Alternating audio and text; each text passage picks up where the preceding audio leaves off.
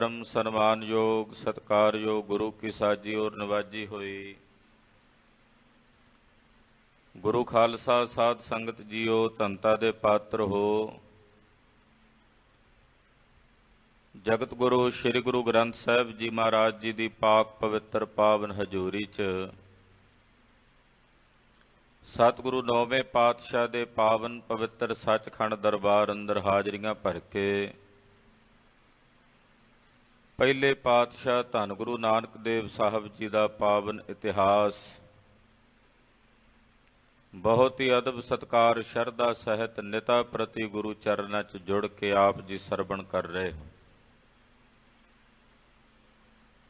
सब ते उत्तम हर की कथा नाम सुनत दर्द दुख लथा। ये सतगुरां दी कल्याणकारी उत्तम कथा है। जगत गुरु गरीब नवाज धन गुरु नानक साहब जी महाराज जी ने सैयद जलाल सानी नूं गुरमुख पद के अर्थ समझाए हैं कि गुरमुख की अवस्था की है। गुरमुख वो है जिहड़ा भाणे च चलदा रजा विच चलदा। गुरमुख होए सो भाणा मन्नै। गुरमुख वो है जिहड़ा भाणा अकाल पुरख का हुक्म सत करके मिठा करके मन्ने। गुरमुख वो है जिहड़ा रब्बी रजा विच राजी रवे। गुरमुख वो है जिहड़ा कदे उस निरंकार अकाल पुरख की कीती विच इतराज ना करे कि हे खुदा तू इंज नहीं इंज करना सी। उलाहनो मैं काहू ना दियो मन मीठ तुहारो कियो। ये गुरमुख की अवस्था तेरा किया मीठा लागै हर नाम पदार्थ नानक मांगा। ये गुरमुख की अवस्था है। सैयद जलाल सानी नूं किरतार्थ करके दा भला करके कल्याण करके जगत गुरु गुरु नानक साहब जी महाराज जीवां दे उधारने नमित अगे वधे हन।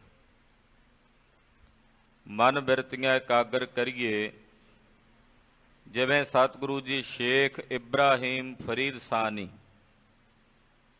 भगत फरीद जी की गद्दी दे उत्ते महापुरुष विराजमान सन। शेख इब्राहिम फरीद सानी इन्हां नूं उपदेश दे रहे ने, इन्हां नाल वार्ता हो रही है, चर्चा हो रही है। ये ज्ञान चर्चा है, ये भगती चर्चा है, ये हरी चर्चा है जिहदे कारण ते सुनन नाल जीव दा भला हुंदा है। सार असार दा पता लगदा, सच की है झूठ की है इहदा निर्णय हुंदा है। धन गुरु नानक साहब जी दे पवित्र चरनां विच अपना ध्यान जोड़िए। हाजरियां लवाउंदियां रसना नूं पवित्र करदिआं आखो जी सतनाम श्री वाहिगुरु साहिब जी। सतनाम श्री वाहिगुरु साहिब जी। दोहरा सिमर नाम सब काम वै पुन न जाए जम धाम। अकाल पुरख वाहिगुरु पार ब्रह्म परमेश्वर दा नाम सिमर के सारे ही काम पूर्ण हो जाते ने। मां कवि जी अध्याय आरंभ कर रहे ने 33वां, इस करके मंगलाचरण करते ने, नाम का महात्म दसते ने। कहते अकाल पुरख परमेश्वर का नाम सिमर के सारे काम पूर्ण हुंदे ने। और नाम का ये प्रताप है, नाम का ये महात्म है। जिहड़ा नाम सिमरदा है वो जम्मां दे धाम नूं नहीं जांदा, वो जमपुरी नूं नहीं जांदा। अपन स्वरूप अनूप को जान लेते अभिराम। नाम दी ये महिमा है, नाम का ये महात्म है, नाम का ये प्रताप है कि नाम जप के अपने स्वरूप का ज्ञान हो जाता है कि मेरा स्वरूप की है।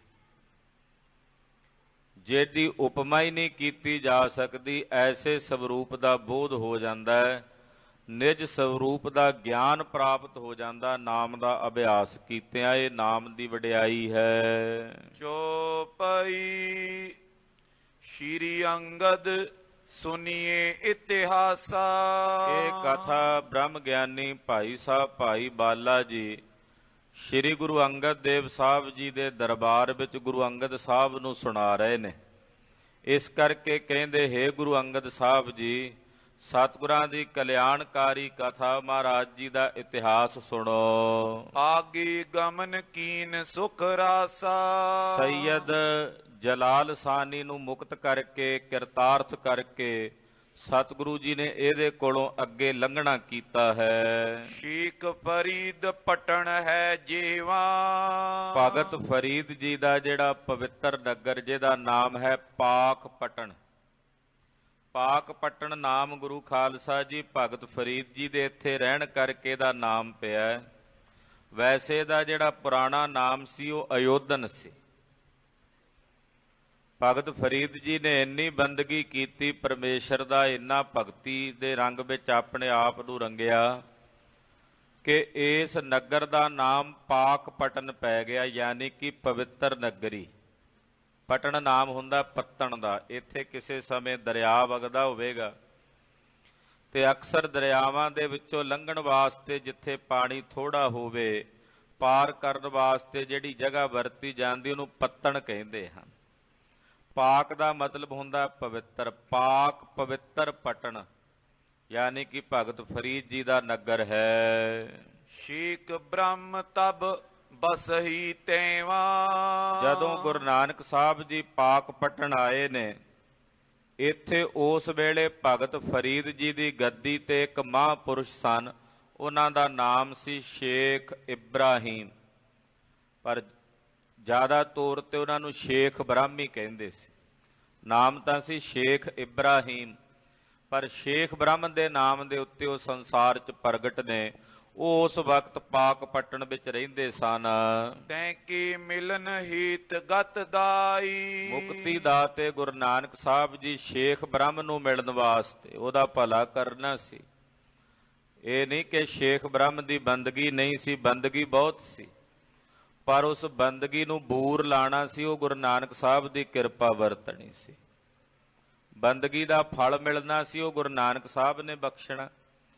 ਤੋ ਸ਼ੇਖ ਬ੍ਰਹਮ ਜੀ ਇੱਥੇ ਰਹਿੰਦੇ ਨੇ, ਉਹਨਾਂ ਨੂੰ ਮਿਲਣ ਵਾਸਤੇ ਮੁਕਤੀ ਦਾਤੇ ਸਤਿਗੁਰੂ ਜੀ ਦੋਏ ਕੋਸ ਪਰ ਬੈਠੇ ਜਾਈ। ਪਾਕ ਪਟਣ ਤੋਂ ਤਕਰੀਬਨ 2 ਕੋਹ ਪਹਿਲਾਂ ਸਤਿਗੁਰੂ ਗੁਰੂ ਨਾਨਕ ਸਾਹਿਬ ਜੀ ਜਾ ਕੇ ਬੈਠ ਗਏ। ਸ਼ੇਖ ਬ੍ਰਹਮ ਕਾ ਇੱਕ ਮੁਰੀਦ ਤੈਂ। ਸ਼ੇਖ ਬ੍ਰਹਮ ਜੀ, ਜਿਨ੍ਹਾਂ ਨੂੰ ਸ਼ੇਖ ਇਬਰਾਹੀਮ ਫਰੀਦ ਸਾਨੀ ਕਿਹਾ ਜਾਂਦਾ ਸੀ, ਉਹਨਾਂ ਦਾ ਇੱਕ ਚੇਲਾ, ਉਹ ਕਿਤੇ ਚਲਦਾ ਚਲਦਾ ਉਸ ਪਾਸੇ ਆ ਗਿਆ ਜਿੱਥੇ ਗੁਰੂ ਨਾਨਕ ਸਾਹਿਬ ਜੀ ਬੈਠੇ ਸਨ।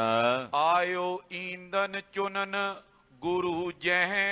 ਜਿੱਥੇ ਸਤਿਗੁਰੂ ਜੀ ਬੈਠੇ ਸੀ ਉੱਥੇ ਲੱਕੜੀਆਂ ਸਨ ਤੇ ਲੱਕੜਾਂ ਲੈਣ ਵਾਸਤੇ ਲੰਗਰ ਪਾਣੀ ਤਿਆਰ ਕਰਨਾ ਸੀ ਉਹਦੇ ਚੇਲੇ ਨੇ।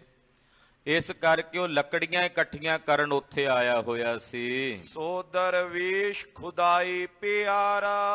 ਉਹ ਵੀ ਦਰਵੇਸ਼ ਹੈ, ਖੁਦਾ ਦਾ ਪਿਆਰਾ ਹੈ। ਹਿਰਦੇ ਬੰਦਗੀ ਕੀਰ ਆਧਾਰਾ।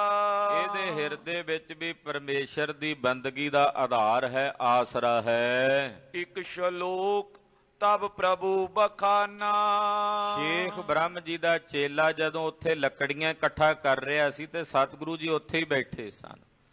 ਮਹਾਰਾਜ ਗਰੀਬ ਨਵਾਜ ਪਾਤਸ਼ਾਹ ਜੀ ਰੰਗ ਵਿੱਚ ਆਏ ਤੇ ਇੱਕ ਸ਼ਲੋਕ ਸਤਿਗੁਰੂ ਸੱਚੇ ਪਾਤਸ਼ਾਹ ਨੇ ਉਚਾਰਿਆ। ਉੱਚੀ ਧੁਨ ਸੋ ਕੀਨੋ ਗਾਨਾ। ਉੱਚੀ ਧੁਨ ਵਿੱਚ ਉੱਚੀ ਆਵਾਜ਼ ਵਿੱਚ ਸਤਿਗੁਰੂ ਜੀ ਨੇ ਉਹ ਸ਼ਲੋਕ ਗਾਵਿਆ। ਮਹੱਲਾ ਪਹਿਲਾ। ਆਪੇ ਪੱਟੀ ਕਲਮ ਆਪ, ਉੱਪਰ ਲੇਖ ਪੀਤੋਂ।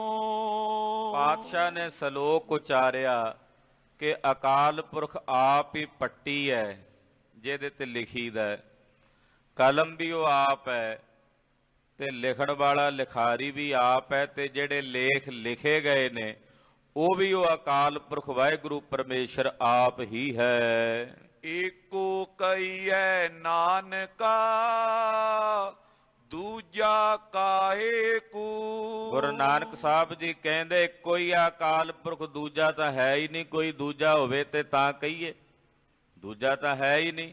ਇੱਕੋ ਹੀ ਆਪ ਹੀ ਪੱਟੀ ਹੈ, ਕਲਮ ਵੀ ਆਪ ਹੈ, ਲੇਖ ਵੀ ਉਹ ਆਪ ਹੀ ਹੈ। ਚੌਪਈ ਸੁਨਤ ਮੁਰੀਦ ਗੁਰੂ ਟਿਗ ਆਇਓ। ਜਦੋਂ ਸਤਿਗੁਰੂ ਜੀ ਇਹ ਗਾ ਰਹੇ ਸਨ ਤੇ ਉਹ ਜਿਹੜਾ ਮੁਰੀਦ ਸੀ ਨਾ ਸ਼ੇਖ ਬ੍ਰਹਮ ਜੀ ਦਾ, ਉਹ ਮਹਾਰਾਜ ਜੀ ਦੇ ਕੋਲ ਆ ਗਿਆ।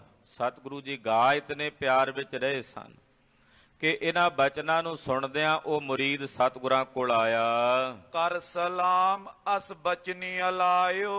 ਸਤਿਗੁਰਾਂ ਦੇ ਕੋਲ ਆ ਕੇ ਨੇ ਮੱਥਾ ਟੇਕਿਆ, ਨਮਸਕਾਰ ਕੀਤੀ ਤੇ ਬੋਲਿਆ, ਇਹ ਬੈਂਤਵਤ ਮੋਏ ਸੁਨਾਏ। ਕਹਿਣ ਲੱਗਾ ਜੀ ਤੁਸੀਂ ਇਹ ਜਿਹੜੇ ਬੈਰ ਹੈ ਕਿ ਅਸੀਂ ਪਾਸ ਲੋਕ ਕਹਿ ਦਿੰਦੇ ਇਹ ਬੈਂਤ ਸਮਾਨ ਸੀ, ਜਿਹੜੀ ਇਹ ਬੈਂਤ ਸੁਣਾਈ ਹੈ ਮੈਨੂੰ ਕਿਰਪਾ ਕਰਕੇ ਦੁਬਾਰਾ ਸੁਣਾਓ। ਤੁਮ ਦਰਵੇਸ਼ ਪੀ ਲਖਿਓ ਖੁਦਾਏ। ਤੁਸੀਂ ਦਰਵੇਸ਼ ਹੋ, ਇਹ ਮੈਂ ਜਾਣਿਆ ਕਿ ਤੁਸੀਂ ਖੁਦਾ ਹੋ ਜਾਂ ਖੁਦਾ ਦੇ ਦਰਵੇਸ਼ ਹੋ। ਸ਼੍ਰੀ ਨਾਨਕ ਤਬ ਬੈਨ ਅਲਾਏ। ਜਦੋਂ ਮੁਰੀਦ ਨੇ ਏਦਾਂ ਬਚਨ ਕਹੇ ਸਤਿਗੁਰਾਂ ਨੂੰ, ਗੁਰੂ ਨਾਨਕ ਸਾਹਿਬ ਜੀ ਸੁਣ ਕੇ ਬੋਲੇ, ਤੈਂ ਸ਼ਲੋਕ ਕੇ ਅਰਥ ਸੁਨਾਏ। ਜਿਹੜਾ ਸ਼ਲੋਕ ਸਤਿਗੁਰੂ ਜੀ ਨੇ ਪੜ੍ਹਿਆ ਸੀ ਉਸ ਸ਼ਲੋਕ ਦੇ ਅਰਥ ਕਰਕੇ ਮਹਾਰਾਜ ਜੀ ਮੁਰੀਦ ਨੂੰ ਸੁਣਾਉਣ ਲੱਗੇ। ਆਪੇ ਪੱਟੀ ਕਲਮ ਸੋ ਆਪੇ। ਮਹਾਰਾਜ ਜੀ ਕਹਿੰਦੇ ਆ ਭਾਈ ਪਰਮੇਸ਼ਰ ਆਪ ਹੀ ਪੱਟੀ ਹੈ, ਆਪ ਹੀ ਉਹ ਕਲਮ ਰੂਪ ਹੈ। ਲਿਖਣ ਹਾਰ ਸੋ ਦੁਤੀ ਨਾ ਜਾਪੇ। ਤੇ ਲਿਖਣ ਵਾਲਾ ਵੀ ਉਹ ਆਪ ਹੈ, ਕੋਈ ਦੂਜਾ ਨਹੀਂ। ਪੱਟੀ ਵੀ ਆਪ, ਕਲਮ ਵੀ ਆਪ ਤੇ ਲਿਖਣ ਵਾਲਾ ਵੀ ਆਪ ਹੀ ਹੈ। ਸਭ ਮੈਂ ਰਵਿਓ ਏਕ ਖੁਦਾਏ। ਉਹ ਇੱਕੋ ਖੁਦਾ ਜਿਹੜਾ ਸਾਰਿਆਂ ਵਿੱਚ ਰਮਿਆ ਹੋਇਆ, ਜਰਰੇ ਜਰਰੇ ਵਿੱਚ, ਕਣ ਕਣ ਦੇ ਵਿੱਚ ਰਮਿਆ ਹੋਇਆ। ਛੂਚੀ ਕਉ ਨ ਤਿਸ ਬਿਨ ਥਾਏ। ਉਹਦੇ ਤੋਂ ਬਿਨਾਂ ਕੋਈ ਜਗ੍ਹਾ ਖਾਲੀ ਨਹੀਂ। ਛੂਛੀ ਕਹਿੰਦੇ ਆ ਖਾਲੀ ਨੂੰ। ਉਹਦੇ ਤੋਂ ਬਿਨਾਂ ਕੋਈ ਜਗ੍ਹਾ ਖਾਲੀ ਨਹੀਂ, ਉਹ ਸਰਬ ਥਾਈਂ ਰਮਦਾ ਹੈ। ਦੂਜਾ ਦੇਖਿਓ ਸੁਨਿਓ ਨੈ ਕੋਈ। ਪਾਤਸ਼ਾਹ ਕਹਿੰਦੇ ਆ ਉਹਦੇ ਤੋਂ ਬਿਨਾਂ ਨਾ ਕੋਈ ਦੂਜਾ ਹੈ ਤੇ ਨਾ ਹੀ ਅਸੀਂ ਕੋਈ ਦੂਜਾ ਸੁਣਿਆ ਹੈ। ਜਪੇ ਜੇ ਏਕ ਤਰੇ ਭਵ ਸੋਈ। ਜਿਹੜੇ ਉਸ ਇੱਕ ਪ੍ਰਭੂ ਨੂੰ, ਖੁਦਾ ਨੂੰ ਜਪਦੇ ਨੇ ਐ ਮੁਰੀਦ, ਉਹ ਇਹ ਸੰਸਾਰ ਤੋਂ ਤਰ ਜਾਂਦੇ ਹਨ। ਜਿਹੜੇ ਉਸ ਇੱਕ ਨੂੰ ਜਪਦੇ ਨੇ, ਇੱਕ ਨੂੰ ਆਰਾਧਦੇ ਨੇ, ਉਹ ਤਰ ਜਾਂਦੇ ਹਨ। ਦੋਹਰਾ ਸੁਨਤ ਸ਼ੇਖ ਹਰ ਖਾਏ ਉਰ ਗਇਓ ਨਿਕਟ ਨਿਜ ਪੀਰ। ਜਦੋਂ ਸ਼ੇਖ ਨੇ ਇਹ ਗੱਲ ਸੁਣੀ ਤੇ ਬੜਾ ਖੁਸ਼ ਹੋਇਆ, ਬੜਾ ਪ੍ਰਸੰਨ ਹੋਇਆ। ਉਹ ਛੇਤੀ ਨਾਲ ਆਪਣੇ ਪੀਰ ਸ਼ੇਖ ਬ੍ਰਹਮ ਕੋਲ ਗਿਆ। ਉਹਦਾ ਪੀਰ ਸੀ ਸ਼ੇਖ ਬ੍ਰਹਮ ਫਰੀਦ ਸਾਨੀ। ਉਹਦੇ ਕੋਲ ਜਾ ਕੇ ਉਹ ਮੁਰੀਦ ਪਹੁੰਚਿਆ। ਕਹਿਓ ਜਾਏ ਮੈਂ ਦੇਖਿਓ ਆਜ ਖੁਦਾਏ ਸਰੀਰ। ਉਹ ਜਿਹੜਾ ਚੇਲਾ ਸੀ ਸ਼ੇਖ ਬ੍ਰਹਮ ਦਾ, ਗੁਰੂ ਸਾਹਿਬ ਕੋਲੋਂ ਬਾਣੀ ਸੁਣ ਕੇ ਗਿਆ, ਉਹ ਜਾ ਕੇ ਆਪਣੇ ਪੀਰ ਸ਼ੇਖ ਬ੍ਰਹਮ ਨੂੰ ਕਹਿਣ ਲੱਗਾ, ਪੀਰ ਜੀ ਅੱਜ ਮੈਂ ਇਸ ਧਰਤੀ ਤੇ ਪ੍ਰਤੱਖ ਖੁਦਾ ਦੇ ਦਰਸ਼ਨ ਕਰਕੇ ਆਇਆ। ਇਸ ਧਰਤੀ ਤੇ ਪ੍ਰਤੱਖ ਖੁਦਾ ਆਇਆ ਔਰ ਉਹਦੇ ਮੈਂ ਦਰਸ਼ਨ ਕਰਕੇ ਆਇਆ ਹਾਂ। ਹਿੰਦ ਜਨਮ ਸ਼੍ਰੀ ਨਾਨਕ ਵੇਦੀ। ਉਹਨਾਂ ਦਾ ਜਨਮ ਹਿੰਦੁਸਤਾਨ ਦੀ ਧਰਤੀ ਦਾ ਹੈ। ਬੇਦੀਆਂ ਦੀ ਕੁਲ ਵਿੱਚ ਉਹ ਜਨਮੇ ਹਨ। ਦੇਤ ਸੁਧ ਵੈਦੇ ਛੇਦੀ। ਔਰ ਉਹ ਅੱਲਾ ਨੂੰ ਵੇਖ ਕੇ ਦਵੈਤ ਦਾ ਨਾਸ਼ ਕਰਕੇ ਅੱਲਾ ਦੇ ਘਰ ਦੀ ਸੁਧ ਦਿੰਦੇ ਐ, ਅੱਲਾ ਦੇ ਘਰ ਦੀ ਖਬਰ ਦਿੰਦੇ ਹਨ। ਸੁਨਤ ਪੀਰ ਨੇ ਬਚਨੀ ਉਚਾਰੇ। ਸੁਣ ਕੇ ਸ਼ੇਖ ਬ੍ਰਹਮ ਅੱਗੋਂ ਬੋਲਿਆ, ਕਹਿਣ ਲੱਗਾ, ਹਿੰਦੂ ਬੌਰ ਖੁਦਾਏ ਕਿਆਰੇ। ਕਹਿਣ ਲੱਗਾ, ਉਹ ਚੇਲਿਆ ਮੁਰੀਦਾ ਇਹ ਕੀ ਗੱਲ ਪਿਆ ਕਰਦਾ ਤੂੰ? ਜੇ ਉਹ ਹਿੰਦੁਸਤਾਨ ਦਾ ਰਹਿਣ ਵਾਲਾ ਫਿਰ ਹਿੰਦੂ ਹੋਵੇਗਾ। ਹਿੰਦੂ ਹੋ ਕੇ ਉਹ ਕੀ ਜਾਣੇ ਖੁਦਾ ਕੌਣ ਹੈ? ਹਿੰਦੂ ਤਾਂ ਕਾਫਰ ਹੁੰਦੇ ਆ। ਉਹਨਾਂ ਨੂੰ ਕੀ ਪਤਾ ਵੀ ਖੁਦਾ ਕੌਣ ਹੁੰਦਾ ਹੈ। ਫੇਰ ਮੁਰੀਦ ਜੋਰ ਕਰ ਕਹਿਈ, ਅੱਗੋਂ ਜਿਹੜਾ ਚੇਲਾ ਸੀ, ਜਿਹੜਾ ਸਤਿਗੁਰਾਂ ਦੇ ਦਰਸ਼ਨ ਕਰਕੇ ਆਇਆ ਸੀ, ਜਿਹਦੇ ਹਿਰਦੇ 'ਚ ਆਨੰਦ ਦੀ ਲਹਿਰ ਬਣੀ ਹੋਈ ਸੀ, ਉਹ ਫਿਰ ਆਪਣੇ ਪੀਰ ਨੂੰ ਹੱਥ ਜੋੜ ਕੇ ਕਹਿਣ ਲੱਗਾ, ਪੀਰ ਜੀ ਸੁਣੋ। ਸੋ ਖੁਦਾਏ ਕੀ ਸੂਰਤ ਐਹੀ, ਕਹਿਣ ਲੱਗਾ, ਪੀਰ ਜੀ ਉਹ ਤਾਂ ਰੱਬ ਹੀ ਨੇ ਇਸ ਧਰਤੀ ਤੇ, ਖੁਦਾ ਹੀ ਨੇ। ਮੈਨੂੰ ਤਾਂ ਉਹ ਖੁਦਾ ਦੀ ਹੀ ਸੂਰਤ ਨਜ਼ਰ ਆਏ ਹਨ।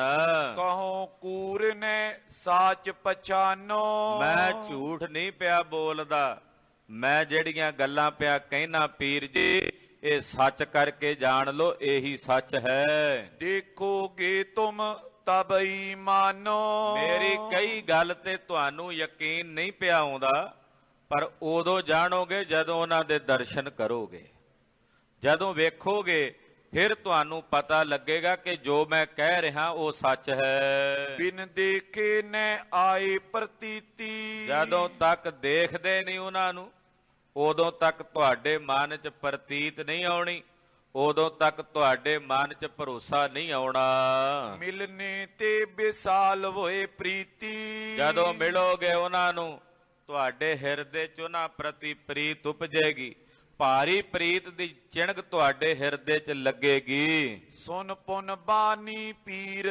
ਅਲਾਈ, ਚੇਲੇ ਦੀਆਂ ਗੱਲਾਂ ਸੁਣ ਕੇ ਪੀਰ ਫਿਰ ਬੋਲਿਆ, ਸ਼ੇਖ ਬ੍ਰਹਮ ਕਹਿਣ ਲੱਗਾ, ਮੈਂਡਾ ਬੈਂਤ ਲਿਜਾਏ ਸੁਨਾਈ। ਕਹਿੰਦਾ ਏਦਾਂ ਕਰ, ਜਿਹਦੀਆਂ ਤੂੰ ਸਿਫਤਾਂ ਨਹੀਂ ਕਰਦਾ ਰੱਜਦਾ, ਆ ਇੱਕ ਬੈਂਤ ਮੈਂ ਉਚਾਰਨ ਲੱਗਾ, ਮੇਰੀ ਬੈਂਤ ਉਹਨਾਂ ਕੋਲ ਜਾ ਕੇ ਲੈ ਕੇ ਜਾ ਤੇ ਉਹਨਾਂ ਨੂੰ ਸੁਣਾ। ਦੋਹਰਾ ਕਿਨੋ ਵਤ ਗਲਾਈਏ, ਜੋ ਮੈਂ ਤੋ ਕੋ ਬਦ। ਖਾਲਸਾ ਜੀ, ਇਹ ਮੁਲਤਾਨ ਦੇ ਇਲਾਕੇ ਦੀ ਬੋਲੀ।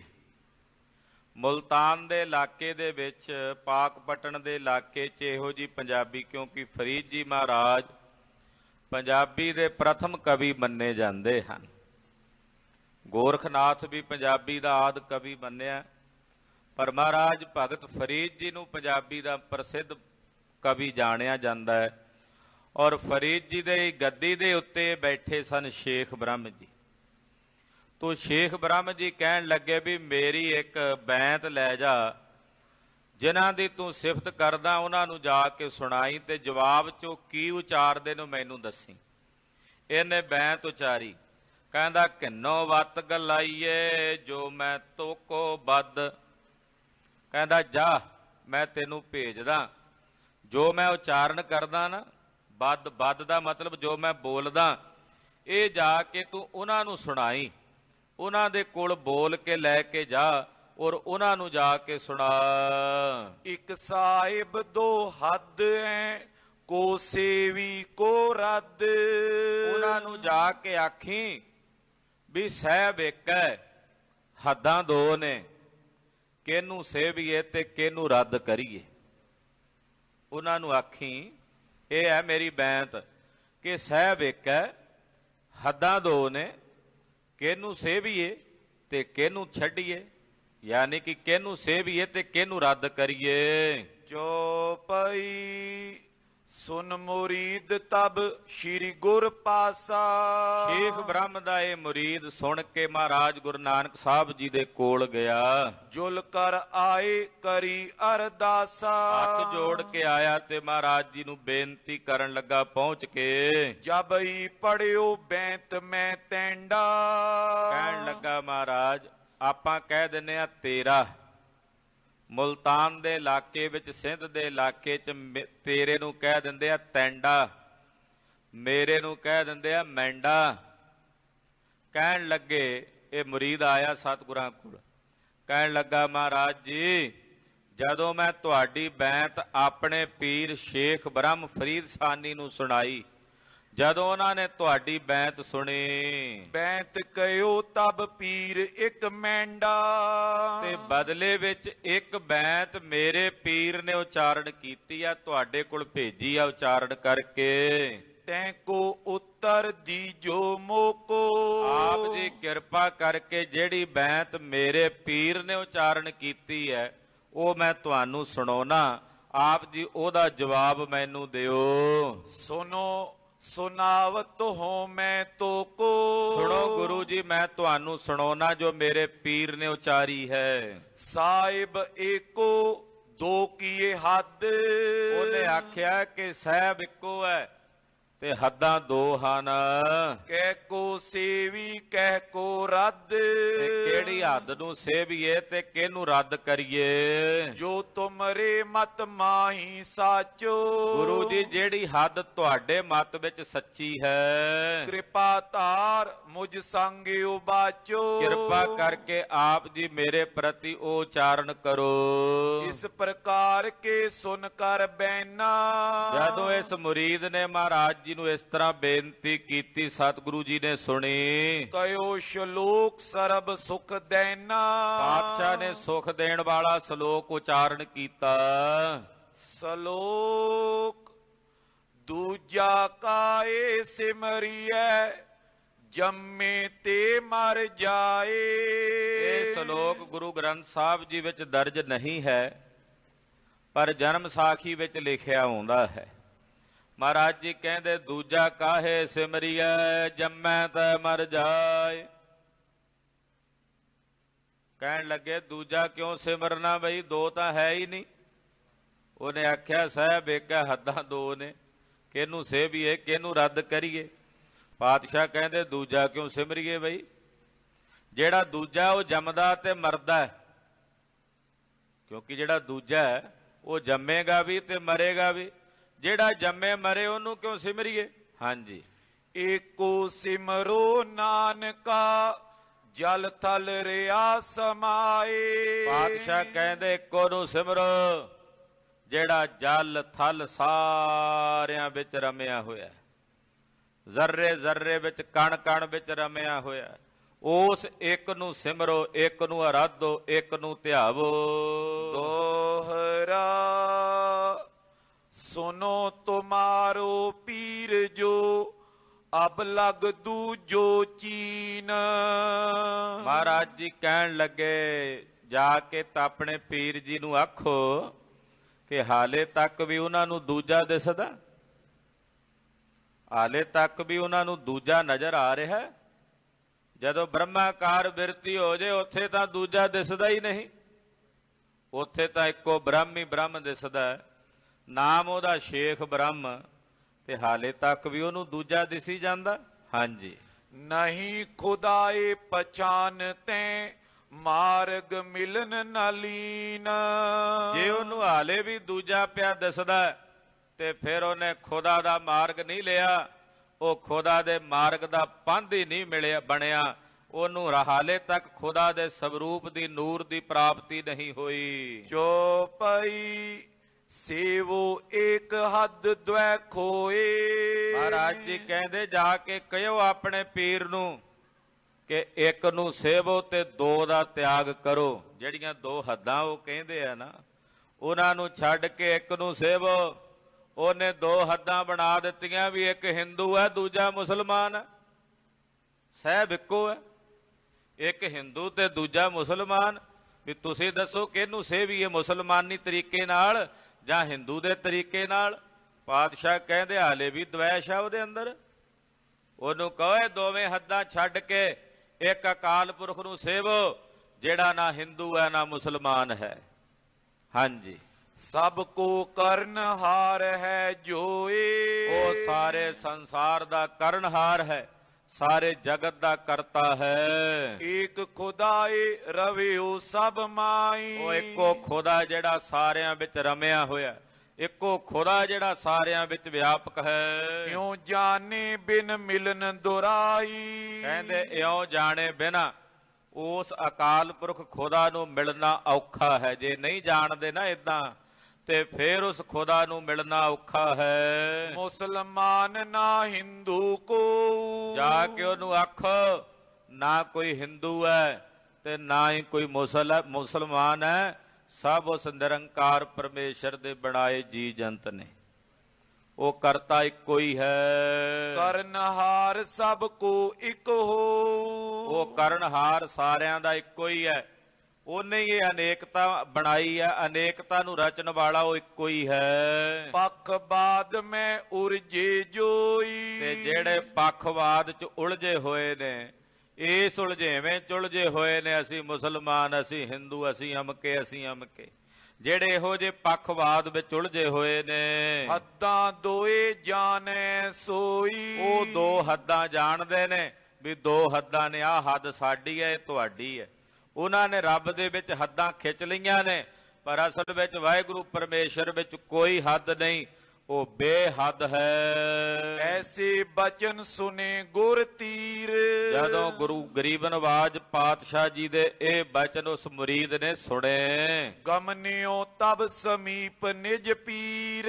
ਉਸੇ ਵੇਲੇ ਵਾਪਸ ਆਪਣੇ ਪੀਰ ਜੀ ਦੇ ਕੋਲ ਆਇਆ, ਸ਼ੇਖ ਬ੍ਰਹਮ ਜੀ ਦੇ ਪਾਸ। ਸਰਬ ਜਵਾਬ ਸੁਨਾਇਓ ਜਬਈ। ਜਿਹੜੇ ਬਚਨ ਸਤਿਗੁਰਾਂ ਨੇ ਕਹੇ ਸਨ, ਉਹ ਸਾਰੇ ਬਚਨ ਮੁਰੀਦ ਨੇ ਆਪਣੇ ਪੀਰ ਸ਼ੇਖ ਬ੍ਰਹਮ ਫਰੀਦ ਸਾਨੀ ਨੂੰ ਸੁਣਾਏ। ਬੋਲਿਓ ਪੀਰ ਤਾਏ ਸੋ ਤਬਈ। ਉਸ ਵੇਲੇ ਪੀਰ ਜੀ ਬੋਲੇ, ਆਪਣੇ ਚੇਲੇ ਨੂੰ ਕਹਿਣ ਲੱਗੇ, ਦੋਹਰਾ ਤਾਤ ਬਾਤ ਕੋ ਮਰਮ ਜੋ ਤੈ ਜਾਣਿਓ ਕਹਿ ਨਾਏ। ਉਹ ਬੋਲਿਆ, ਪੀਰ ਬੋਲਿਆ, ਕਹਿੰਦਾ ਹੇ ਬੇਟਾ, ਮੁਰੀਦ ਆਪਣੇ ਨੂੰ ਕਹਿੰਦਾ, ਤੂੰ ਉਹਨਾਂ ਦੀ ਕਹੀ ਹੋਈ ਬਾਤ ਦਾ ਮਰਮ ਜਾਣਿਆ? ਉਹਨਾਂ ਨੇ ਜਿਹੜੇ ਬਚਨ ਕਹੇ ਨੇ, ਉਹਨਾਂ ਦਾ ਭੇਦ ਤੂੰ ਜਾਣਿਆ ਕਿ ਨਹੀਂ? ਅਜ਼ਮਤ ਇਸ ਮੈਂ ਅਧਿਕ ਹੈ ਸੁਨੋ ਸਮਝ ਮਨ ਮਾਏ। ਇਹ ਗੱਲ ਸੁਣ ਕੇ ਆਪਣੇ ਹਿਰਦੇ 'ਚ ਸਮਝ ਲਓ ਬੇਟਾ ਕਿ ਉਹ ਜਿਹੜੇ ਆਏ ਹੋਏ ਨੇ ਉਹ ਅਜਮਤੀ ਪੁਰਖ ਨੇ, ਉਹਨਾਂ ਵਿੱਚ ਬਹੁਤ ਵੱਡੀ ਅਜਮਤ ਹੈ। ਚੌਪਈ ਦ્વੈਤ ਖੋਏ ਜਿਨ ਏਕ ਪਛਾਨਾ। ਜਿਨ੍ਹਾਂ ਨੇ ਦ્વੈਤ ਦਾ ਤਿਆਗ ਕਰਕੇ ਇੱਕ ਨੂੰ ਪਛਾਣ ਲਿਆ। ਮਿਲੇ ਖੁਦਾਏ ਸੇ ਮਨੁਜ ਸੁਜਾਨਾ। ਦਰਅਸਲ ਉਹੀ ਖੁਦਾ ਨੂੰ ਮਿਲੇ ਹੁੰਦੇ ਨੇ, ਉਹੀ ਸੁਜਾਨ ਪੁਰਸ਼ ਹੁੰਦੇ ਨੇ, ਜਿਹੜੇ ਦ્વੈਤ ਦਾ ਤਿਆਗ ਕਰਕੇ ਇੱਕ ਨੂੰ ਜਾਣਦੇ ਹਨ। ਮੈਂ ਕੂ ਕਿੰਨੋ ਵੰਜ ਉਠਾਊ। ਚੱਲ ਮੈਨੂੰ ਵੀ ਕਿੰਨੋਂ ਲੈ ਚੱਲ ਉੱਥੇ, ਚੱਲ ਆਪਾਂ ਵੀ ਵੰਝੀਏ ਉੱਥੇ, ਚੱਲੀਏ ਉੱਥੇ ਜਾਈਏ। ਤੈਂ ਦੀਦਾਰ ਕਰ ਉਰ ਸੁਖ ਪਾਉ। ਲੈ ਵੰਝ ਮੈਨੂੰ, ਆਪਾਂ ਕਹਿੰਦੇ ਆ ਲੈ ਚੱਲ, ਉਹ ਕਹਿੰਦਾ ਜੀ ਮੈਨੂੰ ਲੈ ਵੰਝ ਉੱਥੇ, ਮੈਨੂੰ ਨਾਲ ਲੈ ਚੱਲ, ਮੈਨੂੰ ਵੀ ਉਹਨਾਂ ਦੇ ਦੀਦਾਰ ਕਰਵਾ ਜਿਨ੍ਹਾਂ ਦੇ ਦਰਸ਼ਨ ਤੈਂ ਕੀਤੇ ਹਨ। ਕਰ ਮੁਰੀਦ ਆਗੇ ਤੈਂ ਕਾਲਾ। ਇਹਨੇ ਆਪਣੇ ਮੁਰੀਦ ਨੂੰ ਅੱਗੇ ਟੋਰਿਆ, ਵੀ ਰਸਤਾ ਦੱਸੇ ਵੀ ਕਿੱਥੇ ਬੈਠੇ ਨੇ ਸਤਿਗੁਰੂ। ਆਪ ਇਹ ਪੀਰ ਚੱਲਣ ਲੱਗਾ ਪਿੱਛੇ। ਚੜਿਓ ਪੀਰ ਸੇਵਕਾ ਪਰ ਚਾਲਾ। ਆਪ ਪੀਰ ਸ਼ੇਖ ਬ੍ਰਹਮ ਫਰੀਦ ਸਾਨੀ ਜੀ ਪਾਲਕੀ ਚ ਸਵਾਰ ਹੋਏ ਹਨ। ਸ਼੍ਰੀ ਗੁਰ ਨਦਰ ਪਰੇ ਤੈਂ ਜਬਈ। ਇਹਨਾਂ ਦਾ ਚੇਲਾ ਅੱਗੇ ਟੁਰਿਆ ਜਾਂਦਾ, ਆਪ ਪਾਲਕੀ ਚ ਬੈਠੇ ਪਿੱਛੇ ਆਉਂਦੇ ਐ।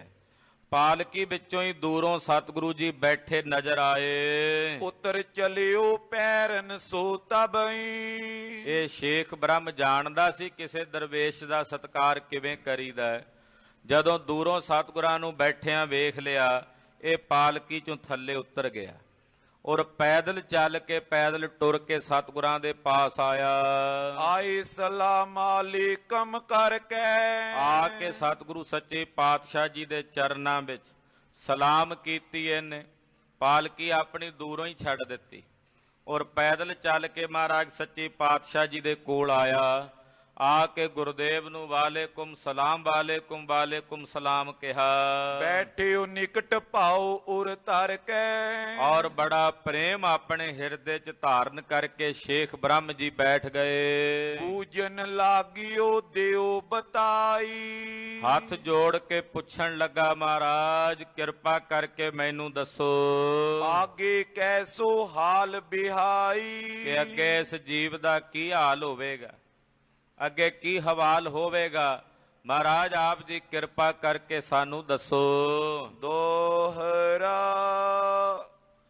ਗੁਰੂ ਪਨੀ ਦਰਗਾਹ ਮੈਂ ਸਾਚੇ ਪਾਵੇਂ ਮਾਨ। ਸਤਿਗੁਰੂ ਜੀ ਕਹਿਣ ਲੱਗੇ, ਪੀਰ ਸ਼ੇਖ ਬ੍ਰਹਮ ਫਰੀਦ ਸਾਨੀ ਜੀ ਸੁਣੋ, ਅੱਗੇ ਨਿਰੰਕਾਰ ਦੀ ਦਰਗਾਹ ਵਿੱਚ ਜਿਹੜੇ ਸੱਚੇ ਨੇ ਉਹ ਮਾਣ ਪਾਉਣਗੇ। ਉੱਥੇ ਸਚਿਆਰਾਂ ਨੂੰ ਮਾਣ ਮਿਲੇਗਾ, ਖੋਟੇ ਨਿਰੰਕਾਰ ਦੀ ਦਰਗਾਹ ਵਿੱਚੋਂ ਸੁੱਟ ਦਿੱਤੇ ਜਾਣਗੇ ਜਨਮ ਮਰਨ ਦੇ ਚੱਕਰਾਂ ਵਿੱਚ। ਜਿਹੜੇ ਸੱਚੇ ਨੇ ਸੱਚਿਆਂ ਨੂੰ ਉੱਥੇ ਮਾਣ ਪ੍ਰਾਪਤ ਹੋਵੇਗਾ। ਕੂੜੀ ਕੂੜੈ ਵੇਖ ਕੀ ਤਿਨ ਕੋ ਤੈਨੇ ਥਾਨ।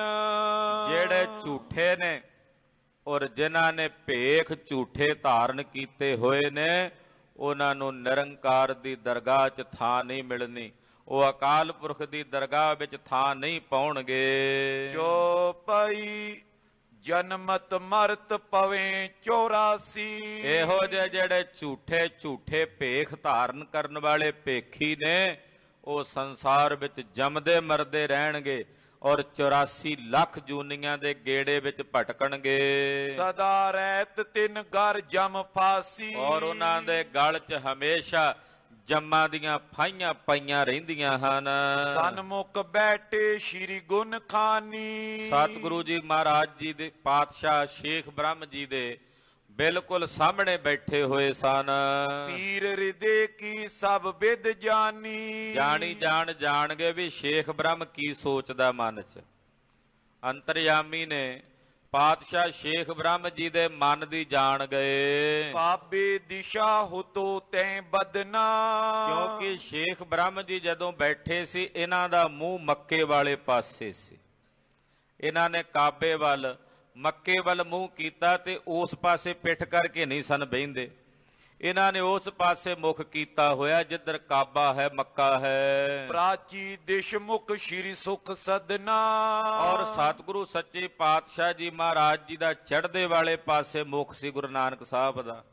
ਇਹ ਲਹਿੰਦੇ ਵਾਲੇ ਪਾਸੇ ਮੁਖ ਕਰਕੇ ਬੈਠਾ। ਸ਼ੁਭ ਉਪਦੇਸ਼ ਦੇਨ ਤੈ ਤਾਈ।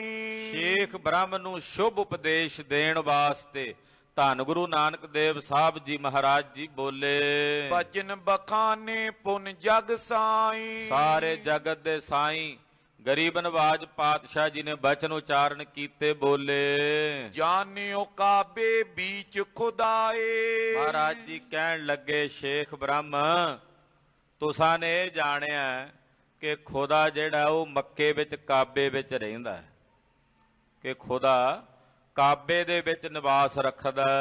ਤੁਮ ਜਾਣਤ ਹੋ ਔਰ ਨ ਜਾਏ। ਤੁਸੀਂ ਇਹ ਜਾਣਦੇ ਹੋ ਵੀ ਖੁਦਾ ਕੇਵਲ ਉੱਥੇ ਹੀ ਰਹਿੰਦਾ, ਕੋਈ ਹੋਰ ਜਗ੍ਹਾ ਨਹੀਂ ਜਿੱਥੇ ਉਹ ਰਹਿੰਦਾ ਹੋਵੇ। ਸ਼ੇਖ ਬ੍ਰਹਮ ਇਹੀ ਜਾਣਦਾ ਨਾ ਤੂੰ। ਤੁਸੀਂ ਇਹ ਜਾਣਦੇ ਹੋ ਕਿ ਉਹ ਖੁਦਾ ਕੇਵਲ ਕਾਬੇ ਵਿੱਚ ਰਹਿੰਦਾ ਹੈ, ਹੋਰ ਕੋਈ ਜਗ੍ਹਾ ਵਿੱਚ ਨਹੀਂ। ਇਸ ਪ੍ਰਕਾਰ ਤੁਮ ਖੋਜਤ ਤਾਈ। ਤੁਸੀਂ ਇਉਂ ਬਿਰਤੀ ਧਾਰਨ ਕਰਕੇ ਉਸ ਖੁਦਾ ਨੂੰ ਖੋਜਦੇ ਹੋ, ਲੱਭਦੇ ਹੋ। ਜਿਉ ਕੋ ਵਸਤ ਹੋਏ ਜਲ ਮਾਈ। ਮਹਾਰਾਜ ਜੀ ਕਹਿੰਦੇ ਇਉਂ ਲੱਭਦੇ ਹੋ ਜਿਵੇਂ ਕੋਈ ਵਸਤੂ ਪਾਣੀ ਵਿੱਚ ਡਿੱਗੀ ਹੋਵੇ।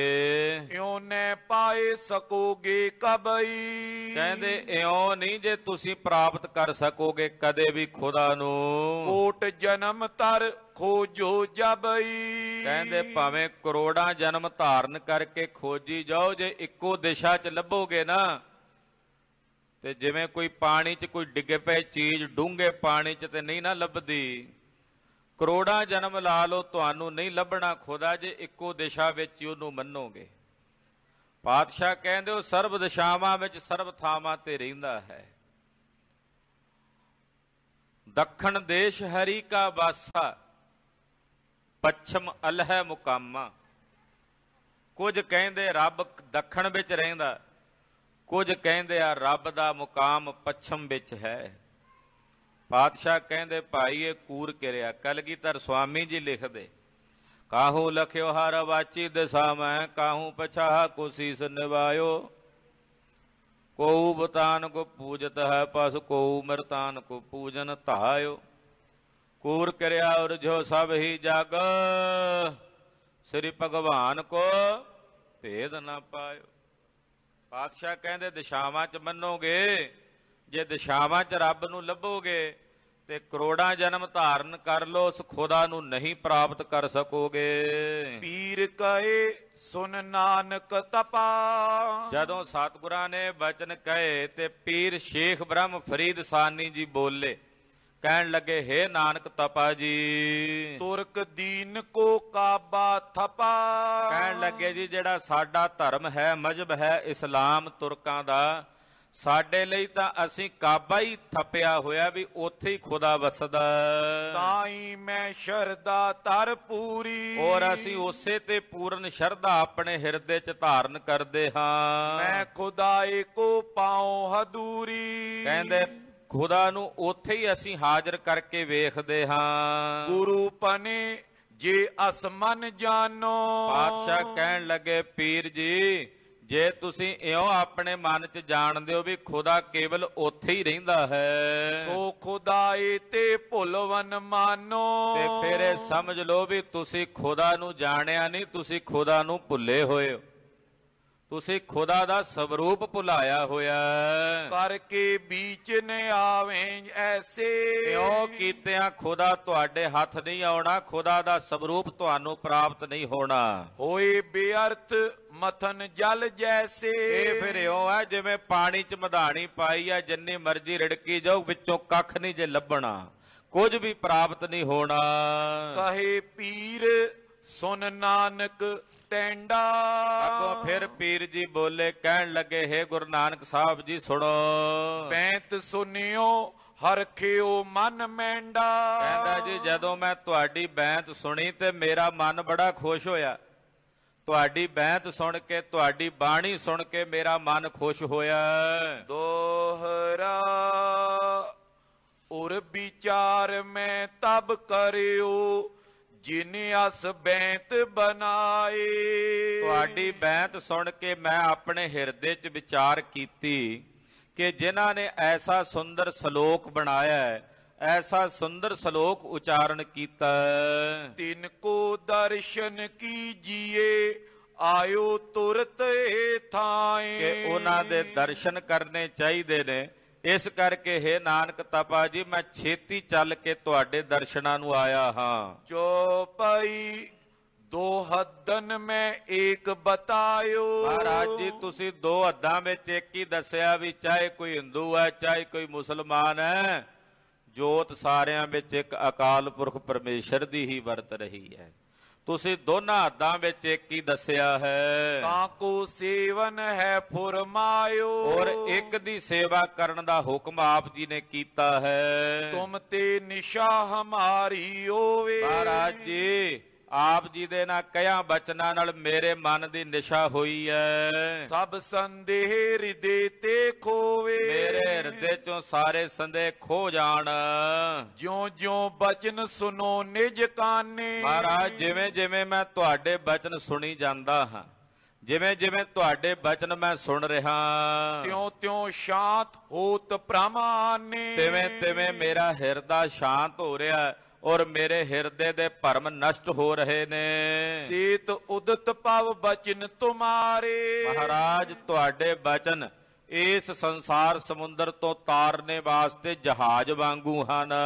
ਜਿਸ ਤੇ ਦ્વੈਤੇ ਮਿਟਤੇ ਹਮਾਰੇ। ਤੁਹਾਡੇ ਅੰਮ੍ਰਿਤ ਬਚਨਾਂ ਨਾਲ ਸਾਡੇ ਹਿਰਦੇ ਦੀ ਦ્વੈਤ ਮਿਟਦੀ ਹੈ, ਸਾਡੇ ਹਿਰਦੇ ਦੀ ਦ્વੈਸ਼ ਨਿਰਵਿਰਤ ਹੁੰਦੀ ਹੈ। ਬਾਨ ਸਮਾਨ ਅਗਿਆਨ ਨਿਸ਼ਾਨਾ।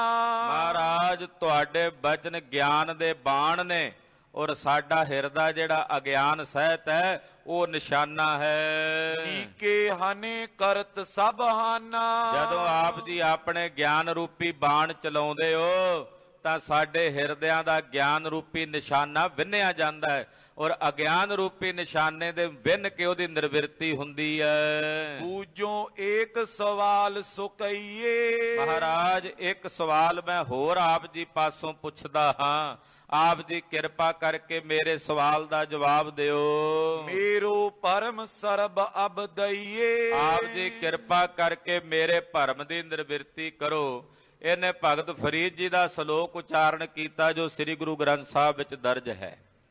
ਸ਼ੇਖ ਬ੍ਰਹਮ ਫਰੀਦ ਸਾਨੀ ਜੀ ਨੇ ਸ਼ਲੋਕ ਉਚਾਰਿਆ ਜੋ ਭਗਤ ਫਰੀਦ ਜੀ ਨੇ ਗਾਵਿਆ ਹੈ। ਸ਼ਲੋਕ ਫਰੀਦਾ ਪਾੜ ਪਟੋਲਾ ਤਜ ਕਰੀ ਕੰਬਲੜੀ ਪਹਿਰਿਓ।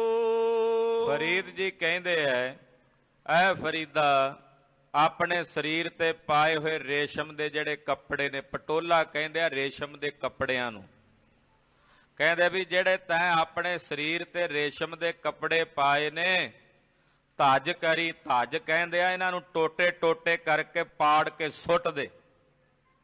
ਕੰਬਲੜੀ ਪਹਿਰਿਓ, ਔਰ ਸਰੀਰ ਦੇ ਉੱਤੇ ਕੋਈ ਫਟੀ ਪੁਰਾਣੀ ਜੀ ਗੋਦੜੀ, ਨਿੱਕੀ ਜੀ ਕੋਈ ਕੰਬਲੜੀ, ਕੰਬਲੜੀ ਦਾ ਮਤਲਬ ਛੋਟੀ ਜੀ ਕੋਈ ਕੰਬਲੀ ਜੀ ਹੋਵੇ, ਉਹ ਆਪਣੇ ਸਰੀਰ ਤੇ ਧਾਰਨ ਕਰ ਲੈ। ਜਿਨੀ ਵੇਸੀ ਸੋ ਮਿਲੈ ਸੋਈ ਵੇਸ ਕਰਿਓ। ਤੇ ਜਿਨ੍ਹਾਂ ਵੇਸਾਂ ਨਾਲ ਜਿਸ ਭੇਖ ਕੀਤਿਆਂ ਰੱਬ ਮਿਲਦਾ, ਉਹੀ ਭੇਖ ਬਣਾ ਲੈ, ਉਹੀ ਭੇਸ ਧਾਰਨ ਕਰ ਲੈ ਜਿਸ ਭੇਸ ਦੇ ਕੀਤਿਆਂ ਰੱਬ ਮਿਲਦਾ। ਇਹ ਸ਼ਲੋਕ ਜਿੱਥੇ ਭਗਤ ਜੀ ਨੇ ਉਚਾਰਨ ਕੀਤਾ, ਇਹਦੇ 'ਚ ਸਵਾਲ ਹੈ ਕਿ ਕਿਸੇ ਤਰ੍ਹਾਂ ਦਾ ਭੇਖ ਬਣਾਇਆ ਰੱਬ ਮਿਲਦਾ? ਜੇ ਸਰੀਰ ਦੇ ਉੱਤੇ ਪਾਏ ਹੋਏ ਕੱਪੜੇ ਰੇਸ਼ਮ ਦੇ ਉਹ ਪਾੜ ਕੇ ਟੁਕੜੇ ਟੁਕੜੇ ਕਰਕੇ ਸੁੱਟ ਦਈਏ, ਤੇ ਇੱਕ ਖਾਸ ਪ੍ਰਕਾਰ ਦੀ ਕੋਈ ਕੰਬਲੜੀ ਨਿੱਘੀ ਜੀ ਸਰੀਰ ਤੇ ਧਾਰਨ ਕਰ ਲਈਏ, ਕਿ ਇਹੋ ਜਿਹਾ ਵੇਸ ਕੀਤਿਆਂ ਰੱਬ ਮਿਲਦਾ? ਤੇ ਗੁਰੂ ਅਮਰਦਾਸ ਸਾਹਿਬ ਨੇ ਇਸ ਸ਼ਲੋਕ ਨਾਲ ਅੱਗੇ ਸ਼ਲੋਕ ਉਚਾਰਿਆ, ਮਹੱਲਾ ਤੀਜਾ ਦੇ ਸਰਲੇਖ ਹੇਠਾਂ। ਪਾਤਸ਼ਾਹ ਕਹਿੰਦੇ, ਫਰੀਦ ਜੀ ਕਾਏ ਪਟੋਲਾ ਪਾੜਤੀ, ਕੰਬਲੜੀ ਪਹਿਰਿਓ। ਕਹਿਣ ਲੱਗੇ ਕਿਉਂ ਪਾੜਦੇ ਜੇ ਆਪਣੇ ਸਰੀਰ ਦੇ ਉੱਤੇ ਪਾਏ ਰੇਸ਼ਮ ਦੇ ਕੱਪੜਿਆਂ ਨੂੰ, ਤੇ ਕਿਉਂ ਪਹਿਨਦੇ ਹੋ ਕੰਬਲੜੀਆਂ? ਰੱਬ ਭੇਸ ਧਾਰਨ ਕੀਤਿਆਂ ਨਹੀਂ ਜੇ ਮਿਲਦਾ, ਰੱਬ ਉਦੋਂ ਮਿਲਦਾ ਜਦੋਂ ਤੁਹਾਡੀ ਨੀਅਤ ਸਿੱਧ ਹੋ ਜਾਏ, ਨੀਅਤ ਰਾਸ ਹੋ ਜਾਏ। ਫਰੀਦ ਜੀ ਦਾ ਇਹ ਸ਼ਲੋਕ ਹੈ। ਸ਼ੇਖ ਬ੍ਰਹਮ ਫਰੀਦ ਸਾਨੀ ਗੁਰੂ ਨਾਨਕ ਸਾਹਿਬ ਨੂੰ ਪੁੱਛ ਰਿਹਾ ਜੀ, ਇਹ ਸ਼ਲੋਕ ਹੈ ਸਾਡੇ ਮਹਾਂਪੁਰਸ਼ਾਂ ਦਾ, ਵੱਡਿਆਂ ਦਾ, ਕਿਉਂਕਿ ਉਸ ਗੱਦੀ ਦੇ ਉੱਤੇ ਬੈਠਾ ਸੀ ਫਰੀਦ ਜੀ ਦੀ। ਕਹਿਣ ਲੱਗਾ ਜੀ ਦੱਸੋ ਹੁਣ ਕਿਹੜਾ ਭੇਸ ਬਣਾਈਏ? ਫਰੀਦ ਜੀ ਤਾਂ ਕਹਿ ਗਏ ਵੀ ਜਿਹੜਾ ਭੇਸ ਕੀਤਿਆਂ ਰੱਬ ਮਿਲਦਾ ਉਹ ਭੇਸ ਧਾਰਨ ਕਰ ਲੋ, ਪਰ ਹੁਣ ਇਹ ਨਹੀਂ ਪਤਾ ਵੀ ਭੇਸ ਕਿਹੜਾ ਜਿਹੜਾ ਧਾਰਨ ਕਰਨਾ। ਸਾਡੇ ਅੰਦਰ ਸਵਾਲ ਹੈ, ਹੇ ਗੁਰੂ ਨਾਨਕ ਸਾਹਿਬ ਤੁਸੀਂ ਸਾਡੇ ਤੇ ਤਰਸ ਕਰਕੇ ਆਏ ਹੋ, ਇਸ ਸਵਾਲ ਦਾ ਜਵਾਬ ਸਾਨੂੰ ਦਿਓ। ਦੋਹਰਾ ਇੱਕ ਸਾਹਿਬ ਤੁਸੀਂ ਸਾਡੇ ਤੇ ਤਰਸ ਕਰਕੇ ਆਏ ਹੋ, ਇਸ ਸਵਾਲ ਦਾ ਜਵਾਬ ਸਾਨੂੰ ਦਿਓ। ਦੋਹਰਾ ਇੱਕ ਖੁਦਾਏ ਜੋ ਤੁਮ ਕਹਿਓ। ਸ਼ੇਖ ਬ੍ਰਹਮ ਫਰੀਦ ਸਾਨੀ ਜੀ ਸੁਣੋ, ਉਹ ਅਕਾਲ ਪੁਰਖ ਵਾਹਿਗੁਰੂ ਪਾਰ ਬ੍ਰਹਮ ਪਰਮੇਸ਼ਰ ਤਾਂ ਇਸ ਜੀਵ ਰੂਪੀ ਇਸਤਰੀ ਦੇ ਘਰ ਦੇ ਵਿੱਚ ਹੀ ਬੈਠਾ। ਘਰ ਹੀ ਮੁੰਧ ਵਿਦੇਸ ਪਿਰ ਨਿਤ ਝੁਰੇ ਸੰਭਾਲੇ।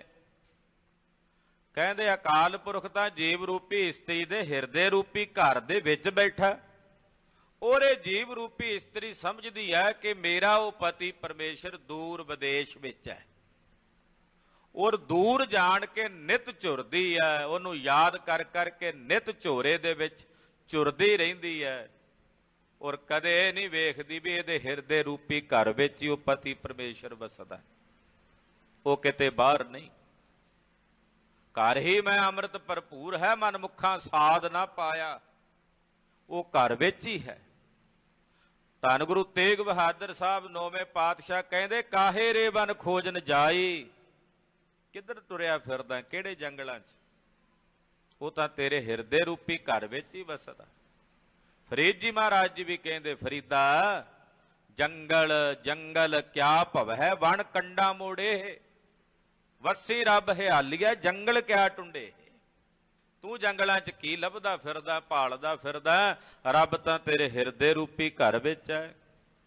ਤੈਂ ਸਮਝਿਆ ਵਿਦੇਸ਼ ਵਿੱਚ ਹੈ, ਦੂਰ ਹੈ, ਔਰ ਨਿਤ ਝੋਰਿਆਂ ਵਿੱਚ ਝੁਰਦੀ ਹੈ, ਉਹਨੂੰ ਚੇਤੇ ਕਰਦੀ ਹੈ। ਮਿਲਦਿਆਂ ਢਿੱਲ ਨਾ ਹੋਵਈ ਜੇ ਨੀਅਤ ਰਾਸ ਕਰੇ। ਹੇ ਸ਼ੇਖ ਬ੍ਰਹਮ ਫਰੀਦ ਸਾਨੀ, ਉਹ ਰਹਿੰਦਾ ਹਿਰਦੇ ਰੂਪੀ ਘਰ ਵਿੱਚ ਹੀ ਹੈ, ਦੂਰ ਨਹੀਂ। ਉਹਦੇ ਮਿਲਦਿਆਂ ਦੇਰੀ ਨਹੀਂ ਲੱਗਦੀ ਜੇ ਤੂੰ ਇਹ ਵੇਸ ਬਣਾ ਲਵੇਂ, ਯਾਨੀ ਕਿ ਆਪਣੀ ਨੀਅਤ ਰਾਸ ਕਰ ਲਵੇਂ। ਨੀਅਤ ਕਹਿੰਦੇ ਨਿਜਤ ਦੀਆਂ ਮੁਰਾਦਾਂ ਹੁੰਦੀਆਂ, ਜਿਹੋ ਜੀ ਨੀਅਤ ਹੋਵੇ ਉਦਾਂ ਦੀ ਮੁਰਾਦ। ਇੱਕ ਕਹਾਵਤ ਹੈ, ਕਹਿੰਦੇ ਜਿਹੋ ਜੀ ਨੀਅਤ ਹੁੰਦੀ ਤਿਹੋ ਜਿਹਾ ਚੂੜਾ ਪੜੀਦਾ। ਜਿਹੋ ਜੀ ਕਿਸੇ ਦੀ ਨੀਅਤ ਹੋਵੇ, ਨੀਅਤ ਦੀਆਂ ਮੁਰਾਦਾਂ ਹਾਸਲ ਹੁੰਦੀਆਂ। ਜੇ ਨੀਅਤ ਹੀ ਬਦ ਹੈ, ਜੇ ਨੀਅਤ ਹੀ ਖੋਟੀ ਆ, ਤੇ ਹਿਰਦੇ ਵਿੱਚ ਵਸਦਾ ਰੱਬ ਵੀ ਨਜ਼ਰ ਨਹੀਂ ਆਉਂਦਾ। ਕੋਲ ਹੈ ਪਰ ਨਹੀਂ ਦਿਸਦਾ। ਕਿਸੇ ਨੂੰ ਆਕਾਸ਼ ਵਿੱਚ ਚੰਨ ਨਜ਼ਰ ਨਹੀਂ ਆਉਂਦਾ, ਇਹਦਾ ਮਤਲਬ ਇਹ ਨਹੀਂ ਕਿ ਪੁੰਨਿਆਂ ਨੂੰ ਚੜ੍ਹਿਆ ਚੰਨ ਵੀ ਨਾ ਦਿਸੇ। ਤੇ ਇਹਦੇ ਵਿੱਚ ਚੰਨ ਦਾ ਕੋਈ ਦੋਸ਼ ਨਹੀਂ, ਅੱਖਾਂ ਇਹਦੀਆਂ ਆਪਣੀਆਂ ਕਮਜ਼ੋਰ ਨੇ, ਨਜ਼ਰ ਨਹੀਂ ਆਉਂਦਾ, ਦਿਸਦਾ ਨਹੀਂ। ਕਹਿੰਦੇ ਰਹਿੰਦਾ ਹਿਰਦੇ ਰੂਪੀ ਘਰ ਵਿੱਚ ਹੀ ਹੈ, ਪਰ ਤੂੰ ਉਹਨੂੰ ਬਾਹਰ ਭਾਲਣ ਵਾਸਤੇ ਜਾਣ ਦੀ ਭੇਸ ਧਾਰਨ ਕਰਨ ਨੂੰ ਕਹਿਣਾ। ਤੂੰ ਨੀਅਤ ਹੀ ਰਾਸ ਕਰ ਲੈ, ਬਸ ਆਪਣੀ ਨੀਅਤ। ਜੇ ਤੇਰੀ ਨੀਅਤ ਸਿੱਧ ਹੋਵੇਗੀ, ਜੇ ਤੇਰੀ ਨੀਅਤ ਰਾਸ ਹੋਵੇਗੀ, ਤੇ ਫਿਰ ਉਹਦੇ ਮਿਲਦਿਆਂ ਢਿੱਲ ਨਹੀਂ ਹੋਣੀ। ਬੁੱਲੇ ਨੇ ਆਖਿਆ ਨਾ, ਬੁੱਲਿਆ ਸ਼ੌ ਤੇਰੇ ਤੋਂ ਵੱਖ ਨਹੀਂ, ਪਰ ਤੇਰੇ ਕੋਲ ਵੇਖਣ ਵਾਲੀ ਅੱਖ ਨਹੀਂ। ਜਿਹੜੀ ਅੱਖ ਦੀ ਗੱਲ ਬੁੱਲੇ ਸ਼ਾਹ ਕਰਦਾ ਹੈ, ਮਹਾਰਾਜ ਗੁਰੂ ਨਾਨਕ ਸਾਹਿਬ ਉਸ ਅੱਖ ਦੀ ਗੱਲ ਕਰਦੇ, ਨੀਅਤ ਰਾਸ, ਭਲੀ ਨੀਅਤ, ਚੰਗੀ ਨੀਅਤ। ਯਾਨੀ ਕਿ ਉਹ ਨਿਗਾਹ ਜਿਸ ਨੇਤਰਾਂ ਦੇ ਵਿੱਚ ਗਿਆਨ ਦਾ ਸੁਰਮਾ ਪਿਆ ਹੋਵੇ, ਜਿਨ੍ਹਾਂ ਨੇਤਰਾਂ ਚੋਂ ਅਗਿਆਨ ਤੇ ਅਵਿਦਿਆ ਦੇ ਪਰਦੇ ਦੀ ਨਿਰਵਿਰਤੀ ਹੋਈ ਹੋਵੇ। ਅਗਿਆਨ ਤੇ ਅਵਿਦਿਆ ਦੇ ਪਰਦੇ ਦੀ ਨਿਰਵਿਰਤੀ ਤੋਂ ਬਾਅਦ ਜਦੋਂ ਨੇਤਰਾਂ ਨਾਲ ਵੇਖੋਗੇ, ਤਾਂ ਫਿਰ ਮਿਲਦਿਆਂ ਢਿੱਲ ਨਹੀਂ ਹੋਣੀ। ਇਹ ਰਾਸ ਨੀਅਤ ਹੈ। ਇਹ ਉਹ ਨੀਅਤ ਰਾਸ ਹੈ ਜਿਹਦੇ ਵਿੱਚ ਗੁਰੂ ਨੇ ਗਿਆਨ ਦਾ ਸੁਰਮਾ ਪਾਇਆ ਹੋਇਆ। ਮਹਾਰਾਜ ਜੀ ਕਹਿੰਦੇ ਮਿਲਦਿਆਂ ਢਿੱਲ ਨਾ ਹੋਵੇ, ਜੇ ਨੀਅਤ ਰਾਸ ਕਰੇ। ਜੇ ਨੀਅਤ ਰਾਸ ਕਰ ਲਵੇ ਤਾਂ ਤੈਨੂੰ ਉਸ ਪ੍ਰਮਾਤਮਾ ਨਾਲ ਮਿਲਦਿਆਂ ਢਿੱਲ ਨਹੀਂ ਲੱਗਣੀ। ਦੋਹਰਾ ਕਹਿ ਕਾਰਨ ਪਟ ਛੋੜਈ, ਕਾਹੇ ਤਜੋ ਆਵਾਸ। ਪਾਤਸ਼ਾਹ ਕਹਿੰਦੇ ਕਾਹਦੇ ਵਾਸਤੇ ਕੱਪੜੇ ਪਾੜਨੇ ਐ, ਕਾਹਦੇ ਵਾਸਤੇ ਘਰ ਛੱਡਣਾ ਹੈ। ਮਿਲੇ ਆਨ ਕਰਕੇ ਵਿਖੈ, ਹੋਏ ਸਿਦਕ ਜੇ ਰਾਸ। ਉਹ ਘਰ ਆ ਕੇ ਹੀ ਮਿਲ ਜਾਏਗਾ ਜੇ ਤੇਰੇ ਹਿਰਦੇ 'ਚ ਸਿਦਕ ਹੋਵੇ, ਰਾਸ ਸਿਦਕ ਤੂੰ ਧਾਰਨ ਕੀਤਾ ਹੋਵੇ। ਜੋ ਪਈ ਸੁਨੋ ਸ਼ੇਖ ਔਰਤ ਘਰ ਹੋਏ। ਮਹਾਰਾਜ ਜੀ ਕਹਿੰਦੇ ਸ਼ੇਖ ਬ੍ਰਹਮ ਸੁਣ, ਜਿਵੇਂ ਕਿਸੇ ਔਰਤ ਦੇ ਘਰ ਵਿੱਚ ਗਇਓ ਵਿਦੇਸ਼ ਕੰਤ ਐ ਜੋਏ। ਉਹ ਹੋਵੇ ਘਰ ਵਿੱਚ ਹੀ, ਤੇ ਇਸਤਰੀ ਇਹ ਸਮਝੇ ਵੀ ਮੇਰਾ ਪਤੀ ਵਿਦੇਸ਼ ਗਿਆ ਹੋਇਆ। ਭੈ ਨਿਤ ਕਰਤ ਕੰਤ ਚਿਤ ਚਾਈ। ਔਰ ਉਹ ਭੈ ਕਰਦੀ ਨਿਤ ਕੰਤ ਨੂੰ ਚਾਹੁੰਦੀ ਹੈ। ਰਾਖੇ ਸਿਦਕ ਜੇ ਢੋਲੇ ਨਾਈ। ਜੇ ਉਹ ਸਿਦਕ ਰੱਖੇ ਆਪਣੇ ਮਨ ਵਿੱਚ ਤੇ ਨਾ ਡੋਲੇ। ਆਨ ਮਿਲੇ ਤੈ ਕੰਤ ਆਵਾਸਾ। ਕਹਿੰਦੇ ਜੇ ਮੰਨ ਲਓ, ਪਾਤਸ਼ਾਹ ਉਦਾਹਰਣ ਦਿੰਦੇ ਆ, ਬੜੇ ਸੋਹਣੇ ਅਰਥ ਕੀਤੇ ਮਹਾਕਵੀ ਜੀ ਨੇ। ਕਹਿੰਦੇ ਮੰਨ ਲਓ ਵੀ ਕਿਸੇ ਇਸਤਰੀ ਦਾ ਪਤੀ ਘਰ ਵਿੱਚ ਨਾ ਹੋਵੇ ਤੇ ਬਾਹਰ ਗਿਆ ਹੋਵੇ। ਘਰ ਵਿੱਚ ਰਹਿੰਦੀ ਇਸਤਰੀ ਆਪਣੇ ਪਤੀ ਦਾ ਭੈ ਰੱਖੇ ਵੀ ਉਹਨੇ ਆਉਣਾ, ਉਹਨੇ ਆਉਣਾ, ਉਹਦੇ ਭੈ ਵਿੱਚ ਰਵੇ, ਉਹਦੇ ਡਰ ਵਿੱਚ ਪੂਰਾ ਸਿਦਕ ਰੱਖ ਕੇ ਆਪਣੇ ਕਰੈਕਟਰ ਨੂੰ ਉੱਚਾ ਸੁੱਚਾ ਰੱਖੇ। ਤੇ ਕਹਿੰਦੇ ਫਿਰ ਕੁਝ ਸਮੇਂ ਬਾਅਦ ਉਹਦਾ ਪਤੀ ਆ ਕੇ ਉਹਨੂੰ ਮਿਲਦਾ ਹੈ। ਇਉਂ ਕਹਿੰਦੇ ਜਿਹੜੇ ਜੀਵ ਇਹ ਆਪਣੇ ਹਿਰਦੇ 'ਚ ਭੈ ਰੱਖ ਕੇ ਪਰਮੇਸ਼ਰ ਦਾ ਨੀਅਤ ਰਾਸ ਕਰਨ, ਉਹਦੇ ਪ੍ਰਤੀ ਸਿਦਕ ਰੱਖਣ ਕਿ ਮੇਰਾ ਉਹ ਪ੍ਰਭੂ ਆਵੇਗਾ, ਆਵੇਗਾ, ਉਡੀਨੀ ਉਡੀਨੀ ਉਡੀਨੀ ਕਬ ਘਰ ਆਵੇ ਰੀ। ਤੇ ਕਹਿੰਦੇ ਫਿਰ ਇੱਕ ਦਿਨ ਐਸਾ ਆਵੇਗਾ ਪੀਰ ਜੀ ਕਿ ਉਹ ਖੁਦਾ, ਉਹ ਪਤੀ ਪਰਮੇਸ਼ਵਰ ਹਿਰਦੇ ਰੂਪੀ ਘਰ ਵਿੱਚ ਆ ਕੇ ਇਸ ਜੀਵ ਰੂਪੀ ਇਸਤਰੀ ਨੂੰ ਆਪਣੇ ਕੰਠ ਨਾਲ ਲਾਵੇਗਾ। ਆਪੇ ਮੇਲ ਲਏ ਸੁਖ ਦਾਤਾ, ਆਪ ਮਿਲਿਆ ਘਰ ਆਏ। ਕਹਿੰਦੇ ਸੁੱਖਾਂ ਦਾ ਦਾਤਾ ਆਪ ਮਿਲਦਾ ਘਰ ਆ ਕੇ। ਨਾਨਕ ਕਾਮਣ ਸਦਾ ਸੁਹਾਗਣ। ਧੰਨ ਗੁਰੂ ਨਾਨਕ ਸਾਹਿਬ ਕਹਿੰਦੇ ਉਹ ਸੁਹਾਗਣਾ ਫਿਰ ਸਦਾ ਹੀ, ਜਗਿਆਸੂ ਜੀਵ ਰੂਪੀ ਇਸਤਰੀਆਂ ਸਦਾ ਹੀ ਸੁਹਾਗਣ ਹੁੰਦੀਆਂ। ਨਾ ਫਿਰ ਮਰੇ ਨਾ ਜਾਏ। ਐਸਾ ਫਿਰ ਪਤੀ ਉਹਨਾਂ ਨੂੰ ਮਿਲ ਜਾਂਦਾ ਜਿਹੜਾ ਨਾ ਮਰਦਾ ਤੇ ਨਾ ਜੰਮਦਾ ਹੈ। ਪ੍ਰੀਤ ਕਰਤ ਨਿਤ ਰਹਿ ਪਾਸਾ। ਕਹਿੰਦੇ ਫਿਰ ਉਹ ਇਸਤਰੀ ਆਪਣੇ ਪਤੀ ਨਾਲ ਪ੍ਰੀਤ ਕਰਦੀ ਹੈ ਤੇ ਉਹਦਾ ਪਤੀ ਨਿਤ ਉਹਦੇ ਕੋਲ ਰਹਿੰਦਾ ਹੈ। ਜੇ ਔਰਤ ਹੋਵੇ ਬਦਰਾਹ। ਤੇ ਜੇ ਔਰਤ ਹੋ ਜੇ ਬਦਰਾਹ, ਉਹ ਆਖੇ ਵੀ ਮੇਰਾ ਕਿਹੜਾ ਪਤੀ ਸਿਰ ਤੇ ਬੈਠਾ ਘਰ ਹੈ, ਉਹ ਇਹ ਸਮਝੇ ਬੜੀ ਦੂਰ ਗਿਆ ਹੋਇਆ ਤੇ ਬਦ ਚਲਨ ਹੋ ਜਾਏ, ਕਾਫਲ ਪਈ ਅਵਰ ਚਿਤ ਚਾਹ, ਕਾਫਲ ਹੋ ਜਾਏ, ਹੋਰਨਾਂ ਪ੍ਰਤੀ ਰਤ ਰੱਖ ਲਵੇ ਹਿਰਦੇ ਚ, ਆਖੇ ਕਿਹੜਾ ਰੱਬ ਪਿਆ ਵੇਖਦਾ, ਰੱਬ ਤਾਂ ਬੜੀ ਦੂਰ ਹੈ। ਏਦਾਂ ਜੇ ਮਨਮੁਖਾਂ ਵਾਲੋਂ ਜੀਵਨ ਬਤੀਤ ਕਰੇ, ਤੈਂਕੋ ਕੰਤ ਭੁਲਾਵੇ ਮਨ ਤੇ, ਉਹਨੂੰ ਰੱਬ ਵੀ ਆਪਣੇ ਹਿਰਦੇ ਚੋਂ ਭੁਲਾ ਦਿੰਦਾ ਵੀ ਇਹ ਤਾਂ ਬਦ ਰਾਹਾਂ ਤੇ ਚੱਲਣ ਵਾਲੀ ਹੈ, ਇਹਦੇ ਨਾਲ ਹੁਣ ਕੀ ਮੇਲ ਕਰਨਾ ਹੋਇਆ, ਉਹਨੂੰ ਰੱਬ ਵੀ ਆਪਣੇ ਹਿਰਦਿਓਂ ਭੁਲਾ ਦਿੰਦਾ ਹੈ। ਦੁਖੀ ਦੁਆਗਣ ਫਿਰੇ ਜੁਆਨ ਤੇ, ਉਹ ਦੁਖੀ ਤੇ ਦੁਆਗਣ ਹੋ ਕੇ ਥਾਵਾਂ ਥਾਵਾਂ ਤੇ ਫਿਰਦੀਆਂ ਨੇ, ਭਟਕਦੀਆਂ ਨੇ ਜਨਮ ਮਰਨ ਦੇ ਚੱਕਰਾਂ 'ਚ। ਸੁਨ ਅਸ ਬਚਨ ਸ਼ੇਖ ਸੁਖ ਪਾਏ, ਮਹਾਰਾਜ ਜੀ ਦੇ ਬਚਨ ਸੁਣ ਕੇ ਸ਼ੇਖ ਬ੍ਰਹਮ ਫਰੀਦ ਸਾਨੀ ਜੀ ਨੂੰ ਬੜਾ ਸੁਖ ਪ੍ਰਾਪਤ ਹੋਇਆ। ਬੂਜੀ ਬੋਰੋ ਖਬਰ ਖੁਦਾਏ, ਫਿਰ ਰੱਬ ਦੇ ਘਰ ਦੀ ਖਬਰ ਪੁੱਛਦੇ ਆ। ਹੋਰ ਸ਼ਲੋਕ ਉਚਾਰਦੇ ਮਹਾਰਾਜ ਭਗਤ ਫਰੀਦ ਜੀ ਦਾ, ਫਰੀਦਾ ਨੰਢੀ ਕੰਤ ਨਾ ਰਾਵਿਓ, ਵੱਡੀ ਥੀ ਮੁਈ ਆਸ, ਧਨ ਕੁ ਕਹਿੰਦੀ ਗੋਰ ਮੈਂ, ਤੈਸਹ ਨਾ ਮਿਲਿਆਸ। ਇਹ ਸ਼ਲੋਕ ਉਚਾਰ ਕੇ ਸ਼ੇਖ ਬ੍ਰਹਮ ਫਰੀਦ ਸਾਨੀ ਜੀ ਗੁਰੂ ਨਾਨਕ ਸਾਹਿਬ ਨੂੰ ਬੇਨਤੀ ਕਰ ਰਹੇ ਨੇ। ਉਹ ਕਥਾ ਆਪ ਜੀ ਅਗਲਿਆਂ ਪ੍ਰਸੰਗਾਂ ਵਿੱਚ ਸਰਵਣ ਕਰੋਗੇ, ਜਿਹਦੇ ਬਾਬਤ ਮਹਾਰਾਜ ਜਵਾਬ ਦਿੰਦੇ ਨੇ। ਮਹਿਲ ਕੁਚੱਜੀ ਮੜਵੜੀ ਕਾਲੀ ਮਨੋਂ ਕਸੁੱਧ, ਜੇ ਗੁਣ ਹੋਵਨ ਤਾਂ ਪਿਰ ਰਵੈ, ਨਾਨਕ ਅਵਗੁਣ ਮੁੰਦ। ਇਹ ਜਵਾਬ ਦੇ ਕੇ ਮਹਾਰਾਜ ਜੀ ਸ਼ੇਖ ਬ੍ਰਹਮ ਨੂੰ ਕਿਰਤਾਰਥ ਕਰਦੇ ਨੇ। ਅਗਲਿਆਂ ਪ੍ਰਸੰਗਾਂ ਵਿੱਚ ਇਹ ਪਾਵਨ ਕਥਾ ਆਪ ਜੀ ਸਰਵਣ ਕਰੋਗੇ। ਹੋਈਆਂ ਭੁੱਲਾਂ ਚੁੱਕਾਂ ਦੀ ਖਿਮਾ। ਵਾਹਿਗੁਰੂ ਵਾਹਿਗੁਰੂ ਵਾਹਿਗੁਰੂ ਵਾਹਿਗੁਰੂ।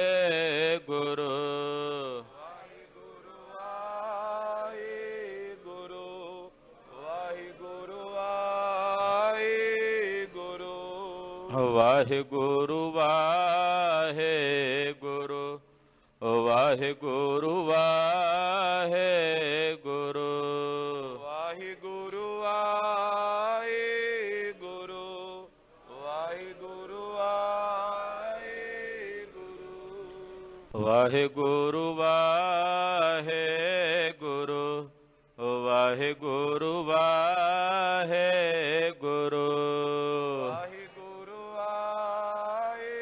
ਵਾਹਿਗੁਰੂ ਵਾਹਿਗੁਰੂ ਵਾਹਿਗੁਰੂ। ਹੇ ਅਚੁੱਤ ਹੈ ਪਾਰ ਬ੍ਰਹਮ, ਅਬਨਾਸੀ ਅਗਨਾਸ, ਹੇ ਪੂਰਨ ਹੈ ਸਰਬ ਮੈਂ, ਸੁਖ ਪੰਜਨ ਗੁਣਤਾਸ, ਹੇ ਸੰਗੀ ਹੈ ਨਿਰੰਕਾਰ, ਨਿਰਗੁਣ ਸਭ